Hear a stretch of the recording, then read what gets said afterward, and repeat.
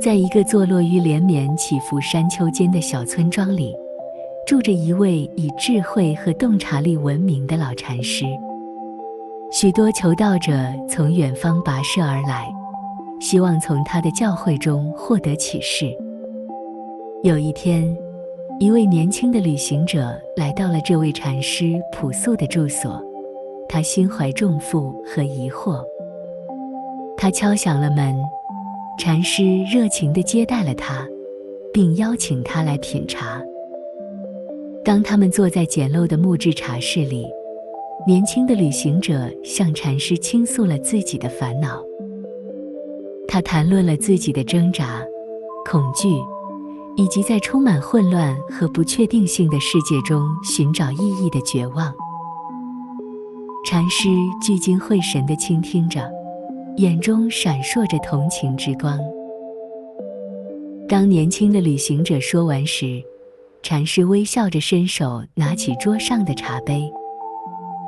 让我来为你倒茶吧，禅师说道，声音温柔而和蔼。他小心翼翼地将茶杯倒满，注视着琥珀色的液体优雅地流进杯中。随着禅师继续倒茶，茶杯溢满了，茶水流到了桌子上，流到了下面的地板上。年轻的旅行者困惑地看着，不确定禅师试图传达什么。师父，他惊呼道，杯子已经满了，他无法再装更多的茶了。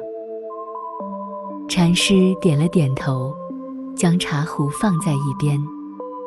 确实如此，他回答道，就像这个茶杯一样，你的心已经满了，充满了忧虑，充满了怀疑，充满了对于自己在这个世界中的定位的既定观念。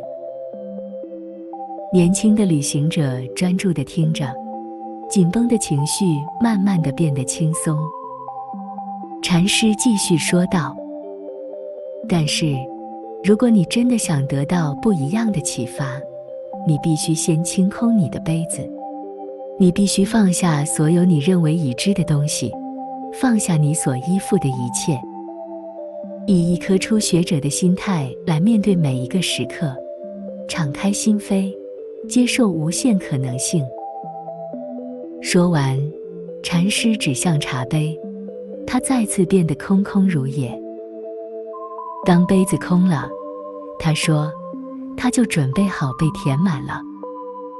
只有这样，你才能真正品尝到生命的甜美，而不是被自己以为的重负所拖累。年轻的旅行者深深地鞠了一躬，心中充满了感激之情。在那一刻，他明白了，真正的智慧不在于知识的积累，而在于愿意放下我们认为已知的东西，以谦卑和优雅的方式拥抱未知。从那天起，年轻的旅行者以一种惊奇和好奇的心态来面对每一个时刻。他知道每一次经历都有成长的潜力和启示。而当他穿越人生的旅程时，他带着那位老禅师的教诲，提醒自己，有时，为了找到生命的真谛，我们必须先学会清空茶杯。真正的智慧不是来自我们所知道的东西，而是来自于我们放下已知的东西，以谦卑和开放的心态拥抱当下的时刻。